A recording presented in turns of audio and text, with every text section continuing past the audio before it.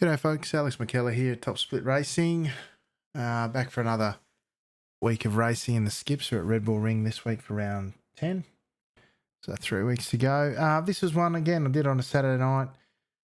It was yesterday, just come back to revisit it. It was an interesting one. I wasn't going to put this one up. I was thinking about I did the race after as well, but it wasn't quite as eventful. And I thought this was an interesting one on reflection about...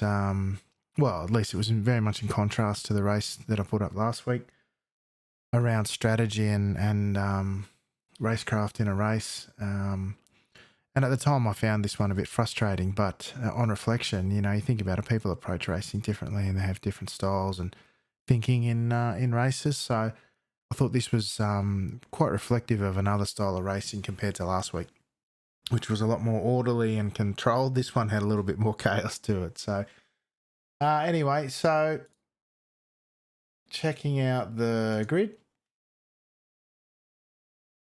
Great to see Ant Jones on pole there. I enjoy racing with Anthony. He's a very quick driver from the UK and I Club. Kazuki Igarashi put it on the front row as well. Another one of these Japanese drivers starting to come through, which is great. This was my first race here this week, and I didn't have a strong quali, but I managed to put it in third, which was good. The other driver of note, who I hadn't raced with before, who joined me on the second row, was David Palaqua. I'm assuming that's how I pronounce it. He figured quite a bit in this one, actually. Alberto Otero, Alex Herta, regulars that I see around, and Vasco Sorosky for Team Clouds. It was good to see him in there. I don't get the chance to race with Vasco too often, and... yeah, good to see an ANZ driver who's doing well in SNL this season, having a go out here and moving his way forward. He's becoming quite a strong driver, which is great. The only other name that I really knew in the field was down there in 15th, James West. From memory, that's Gamer Muscle, so interesting to have a race with him. Speaking of race, we might as well get underway. Oh, hang on. This is the one we want. And we'll... set up for the race here with the right overlays and that one there, and we should be good to get underway. If I hit the right button, there we go. So we're away. It's 12 laps around here, as you're probably aware. Again, my goal this week was to get a podium. Anything better than that was good. Now, a lot of straights and checkups at this track, of course, which present a different style of racing, and it's less, I don't know, I feel it's a less flowing track than the Nürburgring GP layout from last week. Get these big tight compression zones which invite overtaking moves and a bit more calamity at times. So I started out here and I really was thinking, I've got to stick with Ant. Ant's got the pace in this field, starting on pole, and, there was a real risk that he'd drive away with it. So, not having raced with anyone other than Ant, really, haven't even done much racing with Vasco, I was thinking, well, I really, without sort of wanting to push the point where I lose him, wanted to try and get past Igarashi in front of me. Which, easier said than done, particularly in the early stages. Like I said, I haven't done a lot of racing here, so wasn't necessarily convinced that I could do that easily without disrupting and letting Ant get away anyway. So, but first lap there was no real opportunity that presented, and I wasn't going to make anything silly of it and ruin things anyway. You see, I'm lifting off already, trying to get the feel for things. And already you can see Palaqua behind me, and I think that's how you pronounce his name. I'm making an assumption he's all over the back of me, putting big pressure, which is fine. We're all very compressed at this stage of the race, but he's backed off a little bit there just to give some room. And I decided that I had the run, or enough of a run at least, to have a look at Igarashi, and he backs out. I check up so I don't run up the back of Ant, and what it did end up doing though is really sort of compromising my exit and doing exactly what I didn't want to do, which was give Ant half a chance to get away. Still, at this stage, I'm thinking, oh, all right. And then all of a sudden, Palaqua's gone to make it a too wide in here as well, and I'm thinking, oh, it's going to compound it. And here it's very easy to get wheel spin on the exit of that corner just because of the change in elevation and the way the corner runs, and that's what happened there. Not only was it compromised, but got the wheel spin, didn't apply, or didn't get correct throttle application. Immediately Palaquai was wanting to make a race of it. So 2x2 and off Ant goes. He's already out to 1.3, and at this point, honestly, it's almost game over. Because as nice as Ant is to me, I don't have his pace. And I was hoping that, given how aggressive Palaquai was, that he might. So I actually gave him a bit on the radio. I said, geez, mate, I hope you're quick. Because otherwise Ant's getting away after all of that. And I actually decided here to just sit back and see. I hadn't raced with Palaquai before. I thought, well, maybe he's got the pace, you know. And like I said, I haven't done a lot of laps here this week. So, and then first off, straight away, first corner, he misses the apex by a mile. Half slides through the next one here, as you saw, and I'm already thinking, oh, here we go. But I didn't look. I gave a very clear signal that I wasn't going to attack, so I was hoping that would settle him down and he could just work on bridging what's now a 1.8 second gap. And we come into the first corner, bang, misses the apex by a car width and a half. And straight away I'm like, look, you see, another 2.5 tenths we lost through that corner, and that was with no pressure. So I'm already sort of ruining my decision. But then, you know, you're sitting there thinking, what's your option? If you battle him, you're going to cost yourself time. If you don't battle him, and what's this? Bang, another mistake. It's that 4 out of 4 corners so far with no pressure and 4 mistakes. So at this point, in all honesty, Ant running out on his own, you're racing for second. And it certainly changed my thinking, and it would typically in this situation, that I know we're racing for second now, and we're in a pack of, you know, 4 or 5 cars. It's a different kind of race, for example, than we saw at Noob GP last week, where it was 3 cars in a breakaway pack. So Ant's off to the races, and look, there's another car width of an apex miss there from Palaquai in front. Oh, we nearly touched that apex. Look at that. Nah, I might have given him a bit of a gobful after the race too, about it. But you know, after sleeping on it last night, again, you know, at this point in the race, you know, we're racing for second, and fair enough. You know, like it's the only thing that really, you know, makes you think about it is that, you know, this could have been a battle for first, but now it's a battle for second, and that's the frustrating bit. But honestly, there's nothing wrong with what he did ultimately. Just probably took away his own and the other people in this pack's opportunity to win it, and gifted Ant the win. But that's all part of it. Again, I think we'll hit an apex here eventually, but I'm not sure. I don't remember. Anyway, so we're in a battle for second now. And it's a really different kind of look, and this is where I start thinking about, okay, we're battling for second now. I better start seeing if I can stay on the front of this pack. I need to be in the front 2 cars, because if I'm going to secure this podium, and you'll see I left him good room there on the outside, compromised my exit to make sure that but he just actually fell in behind, but then got a better run. It was a bit of the story of this race for me. Compromised corners. I didn't even put a good lap time in the whole race, to be honest. We come in here, I do a nice, see how much room I leave him on the exit, make sure he's got a car width there, at least, probably more like a car width and a half. That's important, because although this is, you know, a pretty slow way to get around the track, you see there I actually cut in straight behind him. I wanted to make sure that Igarashi behind me didn't have half a gap to go into there. It's important with this kind of pack racing here, in my mind, to be in the front couple of positions. And you see Vasco Sorowski, he's up to 5th. He's up a couple of positions and starting to move his way forward after an uncharacteristically slow quali time. He's usually pretty good in quali. So he's starting to move his way forward. Now he's up behind me in 4th. So it's moves like that Swarovski made that I'm looking to take advantage of too. If Palaqua and I can race sensibly, we could get away potentially, right?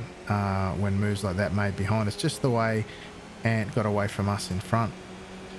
So again, on this sort of straight here and the next one are the places that I'm looking to make moves, not necessarily because I want to be on the front of this pack, because I don't really care if I'm in the front or in second position, but because I want to be in one of those two positions. And if I don't, I'm going to get attacked from behind. You notice I took that very awkwardly. It's because I haven't raced with Palaqua before and I didn't know what he was going to do on the inside, so I left mountains of space. And again, it's costing us buckets of time. The gap's already out to over 3 seconds. We're on lap 5, so. And again, on the outside, leaving buckets of room. Track out to the outside ripple strip.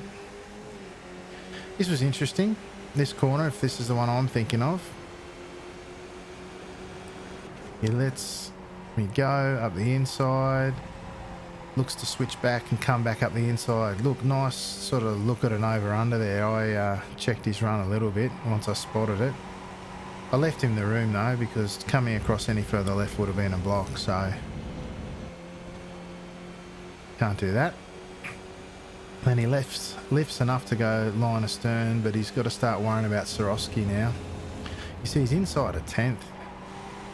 Swarovski up the inside. We both got to run. We both got to watch it there because he got a 2 for 1 there.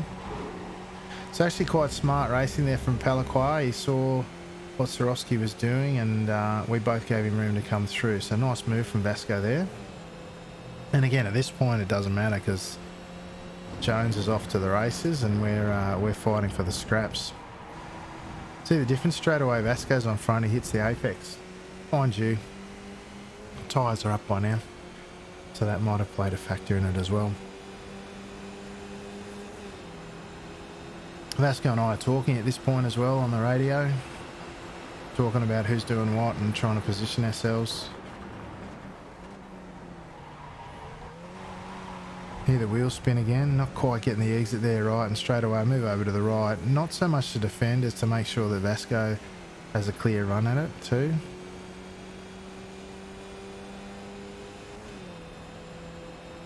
Because again, I'm hoping that he and I can be the two at the front of this pack at the end.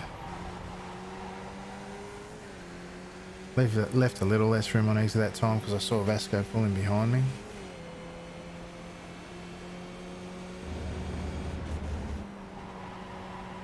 So again, my main goal when racing in a pack like this is to stay in the front couple of positions if I can, or if I'm not there, sit right at the back and try and take advantage of stuff that happens. And that actually happened to me in the race after this one, and move forward later in the race if I have to through my own volition, or otherwise take advantage of other people's mistakes and move forward naturally. But if I can be on the front too, in a pack like this, it's probably the safer of all the positions. See, Vasco's got a run, and I lift out of it, probably a bit late to give him the run, but he moves over enough to open up the corner, get a decent run out. In a pack like this, which I was a couple of times this week, it's hard to know whether to take first or second or third gear through the first corner. You know, on a solo lap, third gear is fine with a good run, but anyway. Checked up a bit there. I was carrying a bit more mid-corner speed because I checked up though. Vasco got the run out, but it's also brought Igarashi into it with Palaqua. See, that's the thing. If I'm in the front too, I don't have to worry about so much about the guys in the back half of this pack coming through on you. Except for that. Igarashi hit me there. I did ask him to be a little bit careful, but no harm, no foul. Vasco made a bit of a mistake on exit out of the hairpin. He called me through.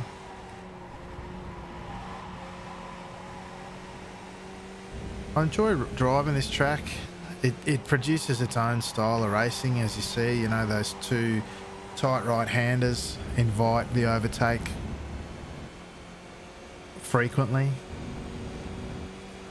But it can make for fun racing like this.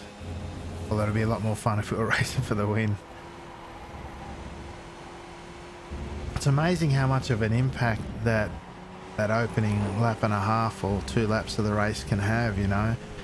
Because with someone with the speed and the class of Anthony up front,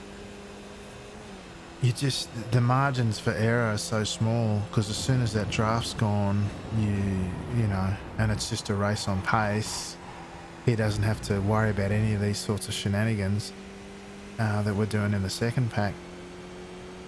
Yeah, you know, you can lose that old expression, you can't win the race in the first corner, but you can lose it. It's not just about accidents. Yeah, it's also about, you know, overall flag to flag speed from start to end of the race.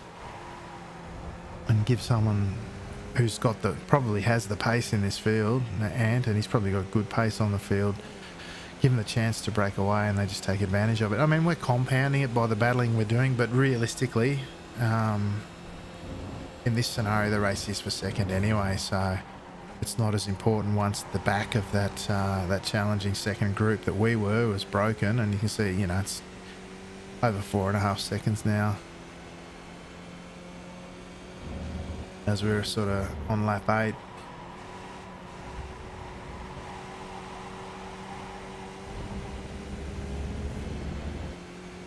And while I've got that in the back of my head, and, you know, sort of managing the frustration of not being able to race with Anne, who I do enjoy racing with, actually. We have some good fun when we race together.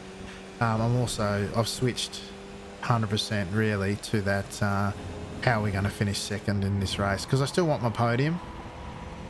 These days I sort of start out with a goal typically of trying to get a podium, depending on how I qualify. And we've got a good shot at it still here, at second or third, so I'm really now focused on the pack racing that we're in and how to manage that.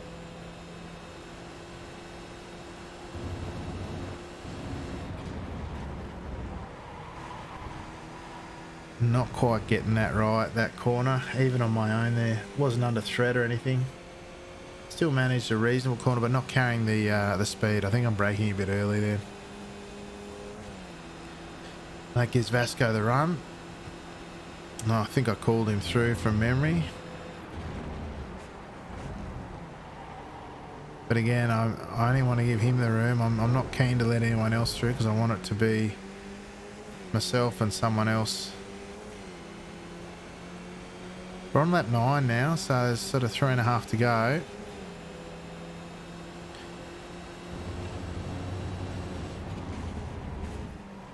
Now see how wide I left it, because Igarashi made a really late move to make it 3 wide there, and you can see he's gone up the inside. I left sort of almost 4 car widths on the inside of that apex, and Vasco made a really smart decision there. It was 3 wide behind me for third, between him, Igarashi, who dived up the inside really narrow, and Palaqua. And, you know, whilst there's only sort of 3.5 laps to go, there's still time for him to move forward. He's got good pace, and there's still time for him to move forward. Better to finish the car in one piece and finish the race than get pincered by 2 guys, because it's a very narrow corner if you come in on the right hand side there like Igarashi did. And I'll be honest with you, my feeling is that his move there relies on other people doing stuff like what Swarovski did there, what Vasco did, which was sort of pull out of the move, because if they go through 3 wide and you're in the middle, you're also relying on the outside guy leaving 2 car widths on the inside. Now I did it because I've sort of seen that play out pretty poorly in the past, but not everyone does. And you can see Palaqua now, he's doing what you should do, which is try to move forward in this pack, which he's doing. He's now side by side with me through this corner. And again, I leave him room on exit, but compromised my exit because I thought he might be there, but he wasn't. Now he's going to go and try break around the outside here. Now I've seen Igarashi last lap do it, but he's a bit far back to go 3 wide in this one. Although he has the look, he makes the motion, but he's not there, and pulls out accordingly. You see I leave him room on the outside and he uses it. Tracking out there is fine. It actually compromises my track out to leave him room there, but I thought about trying the over-under here as well, but I couldn't quite get it as good as Palaquai did. He nailed it previously. He could have had the run actually, but pulled out of it when he tried it, as did I, but I wasn't there for it like he was. So it was something I thought about learning from him actually. As in during the race I spotted it and thought I'd have a go at myself, see what if I could do it, but I couldn't do it as well as him obviously. Here we go, there's an apex. Well done, sir. Almost 2 in a row. Almost. Jones still off to the races. He's gone. And again, he was 4/10 quicker than Palaquai. Fair bit more than me too. There we go, there's a good apex, good speed, good drive out of the corner. I'm talking about Palaquai in front of me rather than me.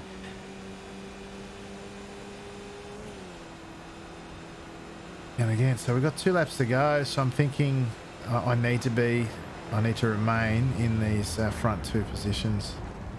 You see Vasco and Igarashi behind me battling away. I sort of let off the brakes a bit because I wasn't sure where they were going. It's very easy to get caught from behind there. Igarashi's already tagged me once this race, as we heard earlier. But it did 2 things. I mean, it compromised my exit, and of course it meant I couldn't attack Palaquai here. But that's not the worst thing in the world, because with that battling behind and the fact that I've got Palaquai in front of me, I'm hoping that I can draft away, if anything, just make it a battle in 2 for that for those final podium positions. Unfortunately though, didn't work out quite that way, as Igarashi and Swarovski are right on my tail. And you can see Otero and Andrew in 6th and 7th respectively. It's a decent sized pack when you think about it. It's a 5-6 car pack. Now as we're coming into the last lap, I'm just thinking, alright, I really want to set him up to attack him at turn 3 and maybe again at turn 4, whilst I'm wary of behind me. As you can see Swarovski in the right hand mirror, he's making a move because he's got to make up a few positions, so he's got to go earlier than me. I've only got to make 1 move, he's got to make at least 3 if he wants to finish second. So he's done his first one, but that's compromised his exits. He's over half a second behind, and he's at this point he's out of it. So I think, alright, I don't want to make the move here and bring him back into it. I'll make it as late as I can. So that's why I pulled out of the draft there.